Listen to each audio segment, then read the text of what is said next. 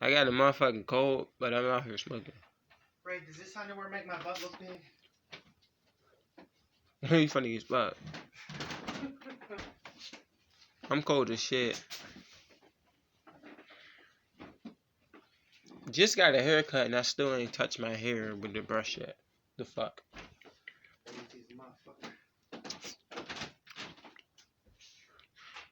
I'm back to smoking again because for the last few months I was vaping. Nigga lost the vape, so I'm back to smoking. Yeah, so like I was working at Cedar Point from March into August. I'm gonna just tell y'all a story real quick.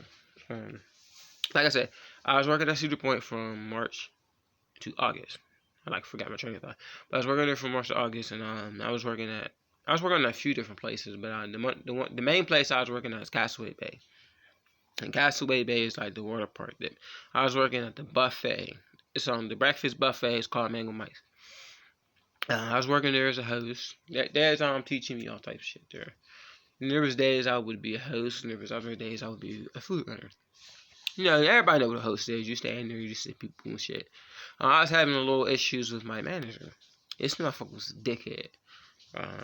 But I was fucking up a little bit. I ain't gonna lie, cause I was there early as fuck. I was there from I had to be there at 7, and the shift it was only a part-time job, so I was there from 7 to 12. But this dude was crazy. He would pop the fuck out. He popped the fuck out. He'd pop out of nowhere and catch niggas just chilling. Then this nigga would really get mad because I guess I have a case of ADHD. I can't just stand there and just fucking just do nothing and just stand there. So I would be pacing this shit, and he would want me to literally stand there and smile at everybody. And I'm like, nigga, it's 7 o'clock in the morning. I'm tired as a motherfucker. I do not feel like being up because niggas had to get up at 6. You know. So it was cool. I mean, it was okay job. And then I would have a double shift a lot of the times. I would either be food runner or be a host, and then we would go to this place called Sports Force, and we would he would take a bunch of us up there in his car, and Sports Force was about 5-10 minutes away, and Sports Force was basically a place that there was a bunch of baseball games and shit, and we would work at food stands, and I worked at a couple of the food stands, with a bunch of other people.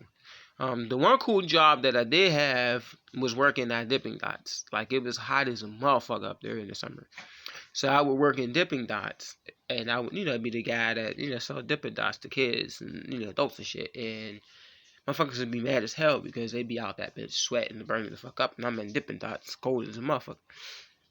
But anyway, I would work Dippin' Dots sometimes, then I worked in the food stands. And when I did at the food stands was, I would prep the burgers and shit. I would take a bunch of the plastic containers, put the bun bottoms, bun tops, put onions, lettuce, tomatoes on everything. And what I would do is, I would stand there and do that. And when the orders came through, I'd be like, burger. The nigga behind me would, make the burger. I give him, the set, put the shit in the window. It got crazy sometimes because we was working with a lot of foreigners. Those foreign motherfuckers is just retarded as hell. They act like they don't know shit, but they know shit. If you know what I mean.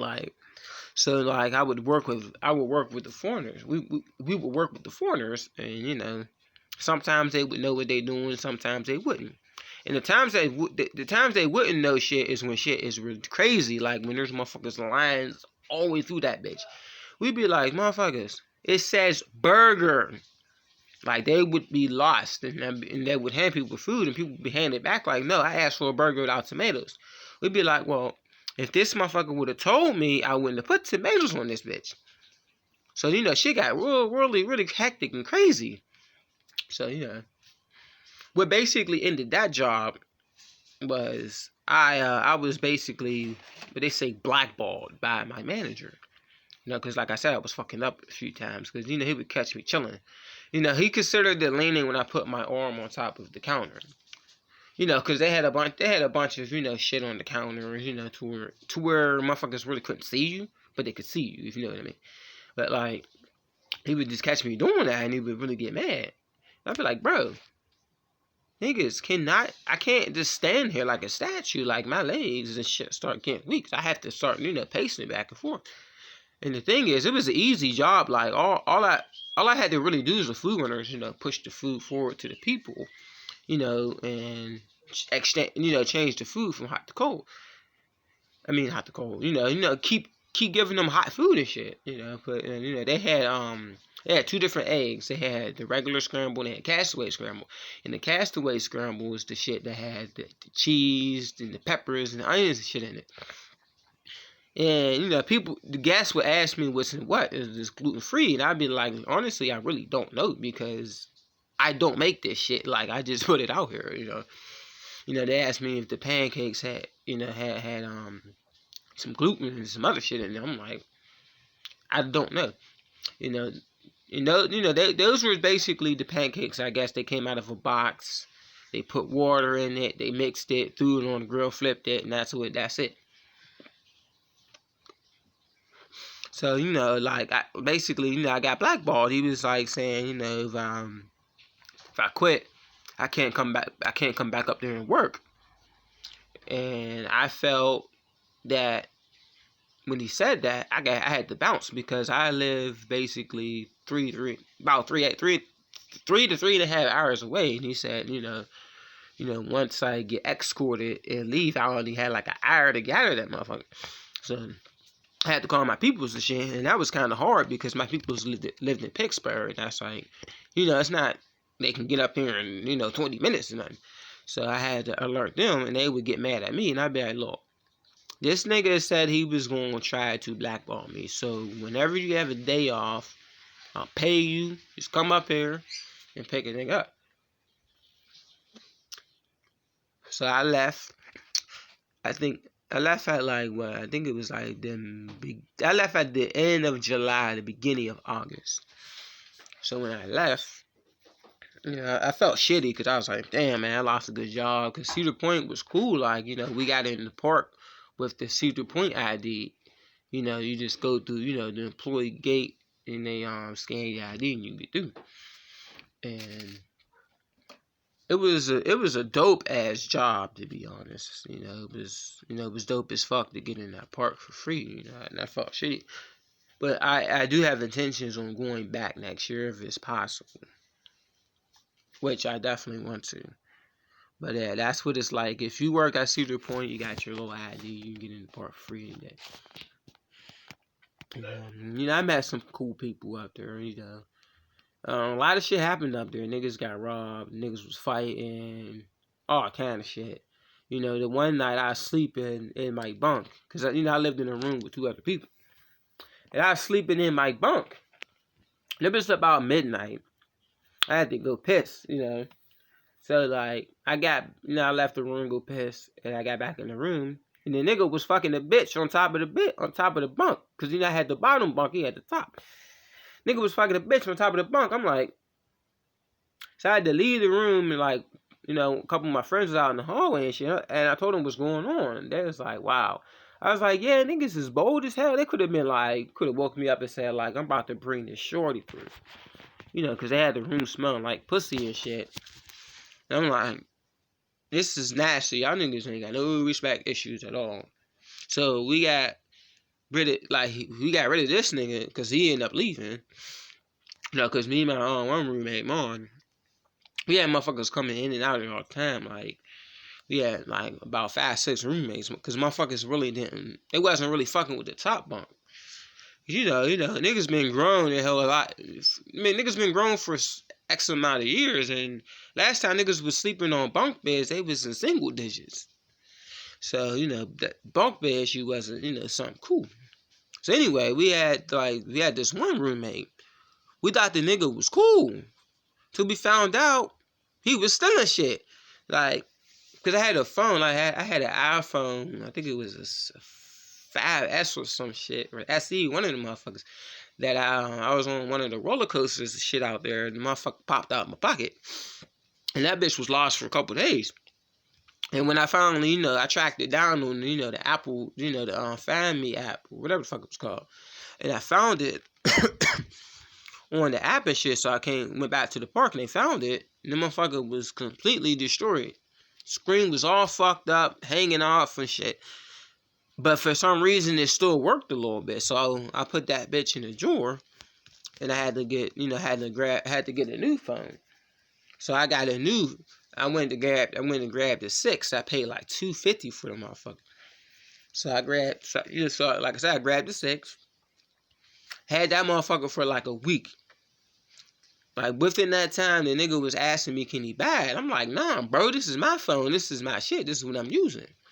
So that was my roommate ass. So like I said, during a couple weeks later, I was out at the bar and shit, drinking, having a good time. Came back to my room. Woke up the next morning, my phone was gone. So I knew for a fact it was that nigga that took it. So what I did was I reported it to the Cedar Point people and, the staff, the housing and shit. They said, they'll take a look at it. So a couple days right by, my other roommate, Marn, he had, some jars full of change and shit. He went and asked me, like, "Bro, do you know where they at?" And I'm like, "Nah, we usually keep them on top of the thing." The fuck? Excuse me, that was my dog. But yeah, he usually keep it on top of the thing. So he was like, "My shit's missing." I was like, "Boing, it was that nigga that took it." So, Marn was, I don't know, Marn slow or what, but this nigga, his brain wasn't working too well. So, I told my one friend Dave about it. So, once again, we talked to housing and Cedar Point people. So the Cedar Point cop came to the room. And this nigga Marn was watching some shit on his phone.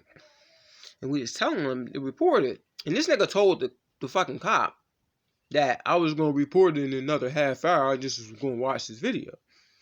We looked at this nigga like, "Are you serious? Your shit is gone and you going to sit there and want to wait." Nigga. We just shook our head like, this nigga is crazy.